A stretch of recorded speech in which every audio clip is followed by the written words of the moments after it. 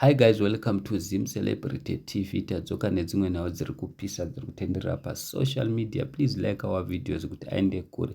Trevor Dongo okonzeresa. Trevor Dongo adhumanisa vasikana 3 panzvimbo 1, of which 1 abva apisira mumwe musikana mumba akabva atiza pakabva pasvika mumwe wechi3 imba ichitsva. Apisirwa mumba ndiye akaengeja naTrevor Dongo, of which pane video riri kutenderera pasocial media imba ichitotsva. Guys, isusu hatingakwanisi kuti tirise YouTube haibvumi mutemo wacho, asi kana muchidida munondoritsvaga pasocial media. Musician Trevor Dongo's apartment was allegedly set on fire by jealous girlfriend, leaving another trapped inside and a third arriving at the Chakos scene. So ndonya ripo guys, asi vazukuru vambuya naenda vatara zvinhu zvakawanda zvakasiyana siyana, vakati aiwa anofarisa vana nonzi Trevor Dongo akurisa munhu ngachisekle down, drama after drama. Chii chakadaro chinenge cause mumwe munhu akauya akati anzwa bhata ngasekle down, mumwe munhu akati ndomufarira but munhu uyu anokanganisa too much, mumwe munhu akati tomuda kwa DJ Ola Trevor Dongo tinzwe kuti ari kuti chii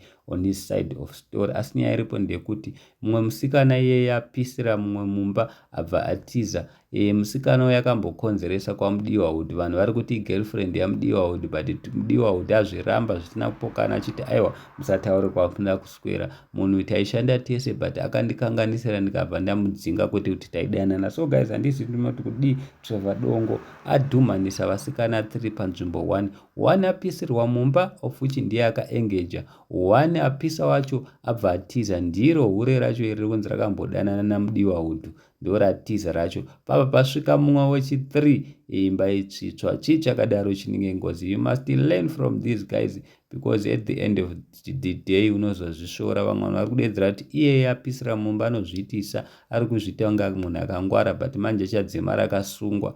Ndonyaya yatati tikuigirai guys, isu tinokuigirai malatest ega ega anenge achiitika muZimbabwe. Thank you so much. Don't forget to subscribe to our channel.